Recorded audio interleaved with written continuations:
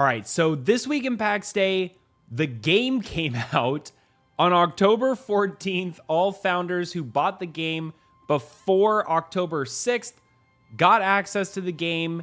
And then 2 days later, on Thursday, a day before time of recording, everybody else got access. That is on Steam, Epic Game Store, PC Game Pass, GeForce Now. You can play Pax Day pretty much on whatever system you want to, except the Xolo launcher. They did away with that. But the game is now officially out. We are at 1.0. There are no wipes that are ever happening again. I repeat, there are no wipes happening ever again in Pax Day. There are no more wipes. Everything is permanent. Well, as permanent as you want it to be, as long as you're with a subscription. We're going to talk about all of that and a little bit more. There was actually a video that Mainframe pushed out that teased a little bit of something that we haven't seen yet, but we kind of know is coming down the pipeline. It's pretty interesting. We're going to cover that. There's also some patch notes for what's going on to Arcadia, which is the new test server. We're going to talk about all of that and a little bit more. So hello and welcome back, all of you amazingly professional consumers of Pax Day and Pax Day related content out there. I'm Altari, the professional gamer, and this is another episode of the PAX Friday Review, the show where we talk about all of the fun, interesting, new, and exciting information that has come out for Pax Day over the last week. Like I said, we got patch notes. We also got a little bit of a hidden gem on one of the videos that Mainframe published talking about what Pax Day is. We're going to talk about that. We're going to talk about a little bit more. So first things first, we're going to head over and take a look at those patch notes. I will see you all over there. All right, and here we are. We're looking at the first patch notes for Pax Day 1.0. For anyone who's wondering, there's now a test environment. That server is known as Arcadia. There was a little bit of, I wouldn't call it drama, but some critique, I guess, which is typical for Mainframe, of why Arcadia exists. It is a permanently standing public test server where they push updates to first for players to give them feedback before they send it to the rest of the population and blow everything up.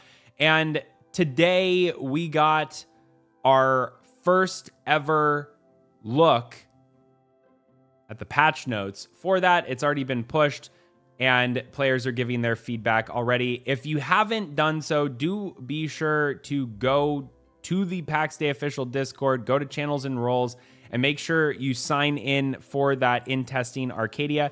That is just going to be useful for you to see what changes are coming in general. It is more of like a forum-based approach here. So we're going to go ahead and take a look through this really, really quickly. And then we're going to hit a really interesting part of one of the Pax Day intro videos that Mainframe pushed for today. So here we've got some settings. They removed the UI scaling option from the settings menu. I do hope that this is because they plan on allowing us to have more customization features in the future, and they're taking this away as they get ready to implement some other UI customization as well. For combat, they removed floating numbers when getting XP. Other UI things, they removed the home label and keybind from the hub. And they also implemented a new design for notifications when getting an XP for crafting. In addition to that, for the lobby, they fixed an issue where the account button could be unresponsive. There were some localization fixes also with character art. Specifically for beards, there was a little bit of a clipping issue going into the face, and wieldables were not being hidden when playing emotes correctly. They also smoothed out some music transitions, and they fixed an issue with the auto-renewal status of a subscription, not properly reflecting in the in-game UI. And then also some technical fixes, a couple of bugs and crashes that they fixed as well. So nothing big, but I did want to bring this up to begin with because this is going to be our little looking glass, our crystal ball into the future of Pax Day. Whenever new info is coming out, it is going to be on the test bed. I will also be on the test bed so I can get you all the most accurate information as possible, maybe some real play testing going on there with some real-time review of some of those new updates that are coming down the pipeline. It's not under NDA, which is great, so we can really just look into it and give our feedback to Mainframe as best as possible. But now we're going to head over and take a look at a very particular part of the introduction to Pax Dei video. I'm going to talk about it a little bit because it is about a bunch of stuff that I'm excited for that's coming in the near future. So I'm going to head and see you on over there. All right, so here we are on Pax Dei's official YouTube channel. Now, this video did just come out maybe about a day and a half ago as of time of recording. And this is a What is Pax Dei? So Thor Gunnarsson, who is the CEO for Mainframe, he came on, introduced the game, and then they give a little bit of a detailed outline of what we can expect. Now, a couple of things that I wanted to point out down here, I might be able to move that down a little bit, kind of, sort of. You can see someone fishing. So everything here, there's just these tiny little tidbits of things that is worth looking at. First and foremost, we have this little fisherman down at the bottom of the screen. There is no fishing in game yet. There is archery. There is carpentry. There is being able to knock down trees. There is being able to harvest things from deer, but there's not fishing yet. There's a couple of things on this picture actually that don't exist yet. First and foremost, this, I believe, is obviously a reference specifically to the feudal system, but then down here we also have animals that are out at pasture. It looks like maybe pigs. That is quite interesting, but we do already have what looks like to be carpentry, blacksmithing. There's also some housing and stuff like that. And in fact, in the Pax Dei trailer that came out, the really cool trailer with that cool music going on in the background, that also showed what a trade town, specifically Carrick, which is in game right now. You can go to Lyonesse and go to Carrick. It is the top left part of Lyonesse. It actually showed that area populated.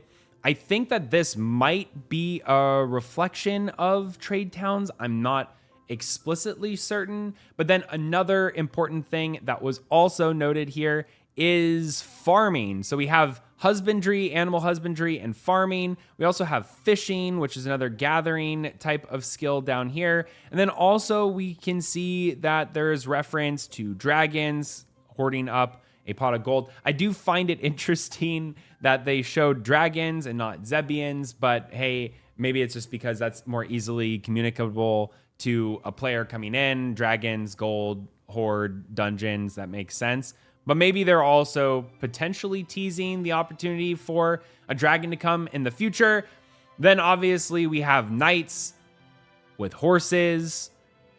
Is this looking too far into it? I don't know. I really don't know, but I'm sure you all will tell me down in the comments below. And then here is the one that I got most excited about, and that's specifically this monastery that's here, the little nice monk guy, and also the fact that this probably has to do with the parish system. So the context for this part of the video is saying how all of these different systems interact with each other, and players can pick and choose where they want to fit in to it, either from the gathering side or from the PvP feudal side, or also this parish side, or everything that's in the middle, supporting these activities and feeding them and going back and forth.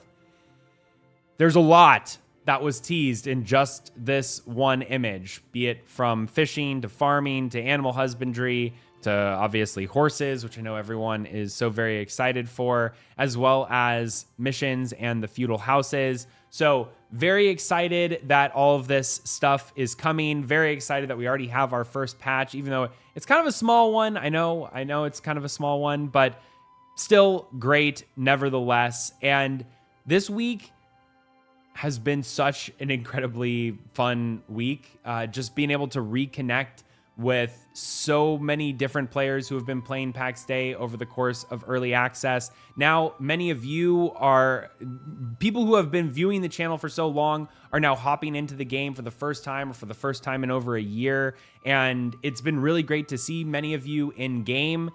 Thank you for that. I really do appreciate it. And really, we're just trying to build out this whole channel. The whole reason why this channel exists is to build out a community in game so that everyone can enjoy Pax Dei to its fullest. And that is what we're aiming to do. And we can't do it without all of you. So thank you.